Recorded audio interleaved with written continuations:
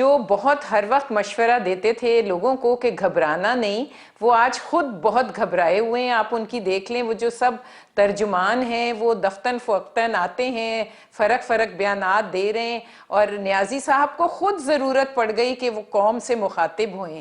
اب جب وہ سب یہ جو ریٹس پڑھ رہے تھے، جیسے بڑی ڈیٹیل میں میرے بھائی نے بات کی ہے کہ آج کیا ہوا کہ ان کو اچانک لوگوں کا خیال آ گیا. لیکن میں مندو خیل صاحب کو مبارکباد دیتی ہوں کہ چلیں کچھ ان کا پریشر، کچھ ہمارا پریشر، کم سے کم اس نااہل حکومت کو 4 سال بعد اپنے عوام کا خیال آیا تو. لیکن میں آپ کو بتاؤں it's too little too late. یہ اب بہت دیر ہو گئی ہے.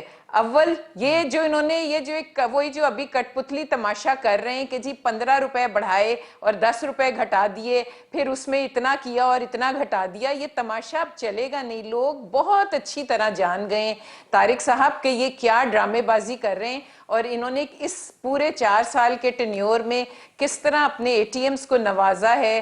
آٹے میں کس طرح نوازے گئے لوگ، چینی میں کس طرح نوازے گئے، ایل این جی میں کس طرح نوازے گئے، وہ جو رنگ روڈ ہے اس میں کس طرح نوازے گئے، پورٹس میں کس طرح نوازے جا رہے ہیں، اور کس طرح لوٹ مار کا ایک بازار گرم ہے. تو یہ تو لوگوں کو اب سمجھ آ رہی ہے. تو یہ اب یہ جو کہتے ہیں نا چیپ پاپولیرٹی کے لیے اور سیاسی سستی شہرت کے لیے جو مرضی کر لیں، پر اب ان کا جانا ٹھہر گیا ہے. اور اب یہ جو مرضی کر لیں اب وہ رکے گا نہیں، کیونکہ لوگوں کا غم اور غصہ جو ہے اور جتنا پریشر اپوزیشن پہ ہے، جہاں ہم جاتے ہیں لوگ ہاتھ جوڑ کر طارق صاحب کہتے ہیں کہ کب ہماری اس نالائق اور نااہل حکومت سے آپ ہماری جان چھڑائیں گے.